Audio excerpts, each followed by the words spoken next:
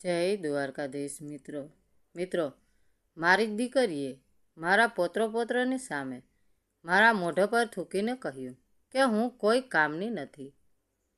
તેને કયા ખબર હતી કે 84 કલાક પછી મારી એક શાંત સહીથી તેની દુનિયા ઉજળી જવાની છે.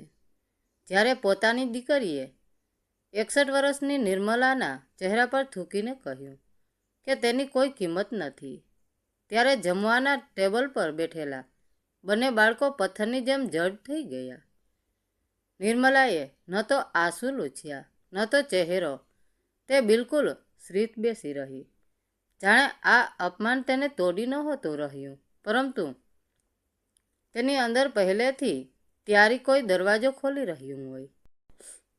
તેના ગાલ પર થૂકી ધીમે ધીમે વહી રહ્યું હતું, પણ તેની આંખોમાં ડર નહોતો, દુઃખ પણ નહોતું, માત્ર સપ્તસ ઠંડી સમજ હતી. નિર્મલા ક્યારેક જયપુરની જાણીતી નોટરી રહી ચૂકી હતી. એણે અડધી જિંદગી કાગળો, વસિયતો, અધિકારો અને હસ્તાક્ષરો, સહીઓ વિતાવી હતી. તે જાણતી હતી કે એક ચૂપચાપ કરવામાં આવેલી સહી કોઈને આસમાન આપી શકે છે અને તેવી જ રીતે કોઈની નીચેથી જમીન ખેંચી પણ શકે છે. તેથી એ રવિવારને બપોરે જ્યારે તેની દીકરી કરિશ્માએ તેને આખા પરિવારને સામે અપમાનિત કરી, ત્યાં સુધીમાં નિર્મલા 8 મહિનાથી એક ભૂરી ડાયરી છુપાવીને રાખી ચૂકી હતી, એક શાંત સહી કરી ચૂકી હતી અને એક એવી સચ્ચાઈ પકડી ચૂકી હતી જે કરિશ્માની જિંદગીને અંદરથી ફાડી નાખવાની હતી. આ બધું એ દિવસે શરૂ નહોતું થયું. લગભગ 1 વર્ષ પહેલાં કરિશ્માએ રડતા રડતા ફોન કર્યો હતો. તેણે કહ્યું હતું કે તે અને તેનો પતિ રાઘવ ગુરુગ્રામ ભાડું નથી આપી શકતા. બાળકોનો અભ્યાસ બગડી રહ્યો છે. મકાન માલિક રોજ દરવાજો ખખડાવે છે અને બસ થોડા મહિનાઓની મદદ જોઈએ છે. નિર્મલાએ વિચાર્યા વગર ઘરનો દરવાજો ખોલી દીધો. તેણે પોતાનું મકાન આપ્યું, પોતાનું રસોડું આપ્યું, પોતાની બચત આપી, પોતાનો સમય આપ્યો અને પોતાની શાંતિ પણ. શરૂઆતના 2 અઠવાડિયા સુધી બધું ઠીક લાગ્યું. કરિશ્મા નરમ અવાજમાં વાત કરતી, રાઘવ ખોટી નમ્રતા બતાવતો અને બાળકો દાદીને નાનીને ચોટેલા રહેતા. પછી ઘરનો માહોલ બદલવા લાગ્યો. સવારની ચા આદેશ બની ગઈ, રસોડું સેવા બની ગયું, બાળકોની સંભાળ નિર્મલાની જવાબદારી બની ગઈ. કપડાં, ટિફિન, સ્કૂલ, પ્રોજેક્ટ, દવા, બજાર, ગેસ, વીજળી બધું જ તેના ખંભા પર આવવા લાગ્યું અને બદલામાં એક આભાર પણ નહીં. પછી નાની નાની તિરાડો દેખાવા લાગી. સિયાના હાથ પર એક અજીબ ભૂરા નિશાન. વિવાન એક રાતે જમીન પર સૂતેલો રાઘવનું ડ્રોઈંગ રૂમમાં ઊભા રહીને કહેવું કે આ ઘરની રચના બદલવી પડશે. કરિશ્માનું પોતાના જ ઘરની માલકણની જેમ કહેવું કે હવે અમુક નિર્ણયો નિર્મલાએ ન લેવા જોઈએ. નિર્મલાએ જ એ દિવસે સમજી લીધું કે તેઓ મદદ લેવા નહોતા આવ્યા. તેઓ ધીમે ધીમે બધું જ પોતાનું માનવા લાગ્યા હતા. એ રાતથી તેણે ભૂરી ડાયરી લખવાની શરૂ કરી. તારીખો, સમય, વાક્યો, ખર્ચ, જૂઠ, બાળકોના શરીર પર પડેલા નિશાન, રસોડામાંથી ગાયબ થતી દવાઓ, બેંકના કાગળોમાં નજર મારવાની કોશિશો, દરેક વાત જાણે તે ફરીથી કોઈ ઓફિસમાં બેઠી હોય અને પોતાની જિંદગીની સૌથી અગત્યની ફાઇલ તૈયાર કરી રહી હોય. એક મધરાતે જ્યારે ઘર સૂઈ રહ્યું હતું, તેણે બારીમાંથી આંગણા તરફથી આવતો ધીમો અવાજ સાંભળ્યો. રાઘવ ફોન પર હતો. પહેલાં ઘર હાથમાં આવી જાય, પછી બાકી બધું પોતાની મેળે થઈ જશે. નિર્મલાના હાથ એ રાતે ધ્રુજ્યા નહીં. એની અંદર કંઈક ઠંડક થઈ ગયું. થોડા અઠવાડિયા પછી તેને રાઘવના રૂમમાં એક ભૂરા ફોલ્ડર નીચે દબાયેલા કાગળો મળ્યા. તેમાં વડીલોની માનસિક અક્ષમતા, વાલીપણાની નિમણૂકણ, મેડિકલ મૂલ્યાંકન અને સંપત્તિ સુરક્ષા સાથે જોડાયેલા દસ્તાવેજો હતા. એક ડૉક્ટરનું નામ હાથેથી લખેલું હતું, સાથે જ એક રકમ હતી. એ જ પળે નિર્મલાના દુઃખ સમાપ્ત થઈ ગયું. તેની જગ્યા પ્યારીએ લઈ લીધી. તેણે પોતાની જૂની સહકર્મી પ્રત્યુને ફોન કર્યો, જે હવે ટ્રસ્ટીજ રજિસ્ટર અને સંપત્તિ મામલાની નિર્ણયતા વકીલ હતી. તેણે કેટલાક જૂના અધિકાર પત્રો પાવર ઓફ એટર્ની રદ કરવાની પ્રક્રિયા શરૂ કરી. ઘરના કાગળો ફરીથી તપાસ્યા, બેંક લોકર વ્યવસ્થિત કર્યું અને બધું જ ચૂપચાપ કર્યું. 8 મહિનાઓ સુધી તેણે અપમાન સહન કર્યું, જમવાનું બનાવ્યું, બાળકોને સંભાળ્યા, શ્રીમંત કરવાનું નાટક કર્યું અને પુરાવા એકઠા કર્યા. પછી એ રવિવાર આવ્યો.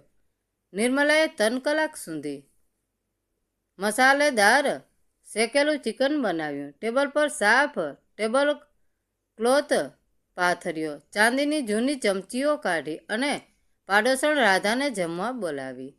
રાધા બધું સમજતી હતી, પણ વધારે બોલતી નહોતી. તે એ દિવસે સાક્ષી બનીને આવી હતી. ટેબલ પર બેસતા જ કરિશ્માએ ખુલ્લા મને વાતો કરવાની શરૂ કરી દીધી. ભવિષ્યમાં કયો રૂમ બાળકોને આપવામાં આવશે, કયો જૂનો કબાટ ફેંકી દેવો જોઈએ, અને જ્યારે નિર્મલા હવે પહેલાં જેવી હાલતમાં નહીં રહે ત્યારે તેના સામાનનું શું કરવામાં આવશે. રાઘવ વચ્ચે એવી રીતે બોલી રહ્યો હતો, જાણે ઘર પહેલેથી જ તેના નામે થઈ ચૂક્યું હોય. નિર્મલાએ માત્ર એક વાત કહી, કેટલીક વાતો હજુ તમે લોકો સમજી નથી રહ્યા. કરિશ્મા ખુરશી પરથી ઊભી થઈ ગઈ. તેનો ચહેરો લાલ હતો. તેણે પાણીનો ગ્લાસ ઉઠાવ્યો, એક ઘૂંટડો પીધો, નિર્મલાની પાસે આવી અને બધાની સામે તેના ચહેરા પર થૂકી દીધું. ગંદી ડોસી, તારી કોઈ ઓકાત નથી. સિયાનો હાથ ધ્રુજી ગયો. વિવાનની આંખો ફાટી ગઈ. રાધાના હાથમાંથી કાંટો છૂટી ગયો. નિર્મલાએ ચહેરો પણ ન લૂછ્યો, કારણ કે તેને ખબર હતી કે હવે માત્ર 84 કલાક બાકી છે. 84 કલાક પછી જ્યારે કરિશ્મા ગભરાયેલી દોડીને રજિસ્ટર ઓફિસે પહોંચશે અને વિચારશે કે હજુ પણ બધું રોકી શકાય છે, ત્યારે તેનો પોતાનો અવાજ તૂટી જશે. કારણ કે જે સહીઓ નિર્મલાએ ચૂપચાપ કરી હતી તે તેની કલ્પનાથી કંઈ આગળ થઈ ચૂકી હશે. રવિવારની બપોરે થાકેલા એ ઘોર અપમાન પછી પણ ઘરમાં એક અજીબ શાંતિ છવાયેલી હતી. કરિશ્મા અને રાઘવને લાગ્યું કે નિર્મલા હવે સંપૂર્ણપણે તૂટી ગઈ છે અને તેમણે જંગ જીતી લીધો છે. બરાબર 84 કલાક પછી મંગળવારની સવારે કરિશ્મા અને રાઘવ ભારે ઉત્સાહ સાથે રજિસ્ટર ઓફિસે પહોંચ્યા. તેમના હાથમાં એ જ ભૂરા ફોલ્ડર હતું, જેમાં એક બનાવટી ડૉક્ટરનું સર્ટિફિકેટ હતું, જેમાં નિર્મલાને માનસિક રીતે અસ્થિર દર્શાવવામાં આવી હતી અને રાઘવના નામે બનાવેલો પાવર ઓફ એટર્ની હતો. તેમનો ઈરાદો ઘર પોતાના નામે કરી લેવાનો હતો. તેમણે વટથી રજિસ્ટરના ટેબલ પર કાગળો પછાડ્યા. રજિસ્ટરે કાગળો જોયા, કોમ્પ્યુટરમાં થોડું ટાઈપ કર્યું અને પછી ચશ્મા નીચેથી રાઘવ સામે જોઈને એક હળવું શ્રીમત કર્યું. આ કાગળો હવે માત્ર કચરો છે, મિસ્ટર રાઘવ, રજિસ્ટરે શાંતિથી કહ્યું. કરિશ્મા ચોંકી ગઈ. શું બકવાસ કરો છો? આ ઘર મારી મા નિર્મલા દેવીના નામે છે અને અમે તેમના કાનૂની વારસદાર છીએ.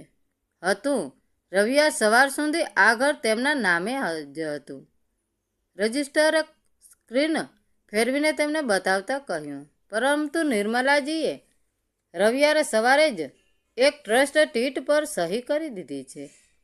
આ 5 કરોડનું આલિશાન ઘર હવે વરિષ્ઠ નાગરિક સહાયતા સાઉન્ડ ટેનર્સ નામની એનજીઓના નામે ટ્રાન્સફર થઈ ગયું છે. અને હા, તેમની બધી બેંકની બચતમાંથી 80% રકમ સિયા અને વિવાન બાળકોના નામે એક લોક ઇન એજ્યુકેશન સ્ટારમાં થઈ ગઈ છે, જેને તેઓ 21 વર્ષના થાય ત્યાં સુધી કોઈ અડી નહીં શકે. તમે પણ નહીં. કરિશ્માના પગ નીચેથી જમીન સરકી ગઈ. રાઘવનો ચહેરો પરસેવે રેબઝેબ થઈ ગયો. જે ઘર માટે તેમણે જ 8 મહિના ષડયંત્ર રચ્યું હતું, તે એક પળમાં તેમના હાથમાંથી જતું રહ્યું હતું. તેઓ બંને ગુસ્સામાં રઘવાઈ થઈને ઘર તરફ ભાગ્યા. ઘરે પહોંચીને રાઘવે જોરથી દરવાજો લાત મારીને ખોલ્યો. તું શું સમજે છે પોતાની જાતને, ડોશી? રાઘવ બરડ્યો, પણ તેનો અવાજ ગળામાં જ અટકી ગયો. ડ્રોઈંગ રૂમનો નજારો બદલાઈ ચૂક્યો હતો. સોફા પર નિર્મલા શાંતિથી ચા પી રહી હતી. તેની બાજુમાં તેની વકીલ મિત્ર તૃપ્તિ બેઠી હતી અને રૂમમાં 2 પોલીસ ઇન્સ્પેક્ટર ઊભા હતા. ટેબલ પર પેલી પૂરી ડાયરી અને 8 મહિનાના એક ખર્ચા, દવાઓની ચોરી અને અપમાન પુરાવાઓ પડ્યા હતા. કરિશ્મા નિર્મલાનો અવાજ આજે કોઈ લાચાર માનો નહોતો, પણ એક સમયની તેજસ્વી નોટરી વકીલનો હતો. તે રવિવારે મારા મોઢા પર થૂકીને કહ્યું હતું ને કે મારી કોઈ ઓકાત નથી. મારી ઓકાત આ ડાયરી અને મારી એ સહી છે, જેણે તારા અહંકાર અને ષડયંત્રના કટકા કરી નાખ્યા છે. વકીલ તૃપ્તિએ ઊભા થઈને એક કાગળ રાઘવના હાથમાં પકડાવ્યો. આ ઘર ખાલી કરવાની કાનૂની નોટિસ છે. સિનિયર સિટીઝન પ્રોટેક્શન એક્ટ હેઠળ તમારી બંનેની સામે ફરિયાદ નોંધાઈ ગઈ છે. તમે બનાવટી મેડિકલ સર્ટિફિકેટ બનાવ્યું, છેતરપિંડી કરી અને એક વૃદ્ધ મહિલા પર માનસિક અત્યાચાર કર્યો. તમારી પાસે આ ઘર ખાલી કરવા માટે માત્ર 2 કલાક છે, નહીંતર પોલીસ તમને સીધા જેલમાં લઈ જશે. કરિશ્માનું અભિમાન હવે આંસુઓમાં વહી ગયું. તે દોડીને નિર્મલાના પગમાં પડી ગઈ. માં, મને માફ કરી દે. હું તારી દીકરી છું.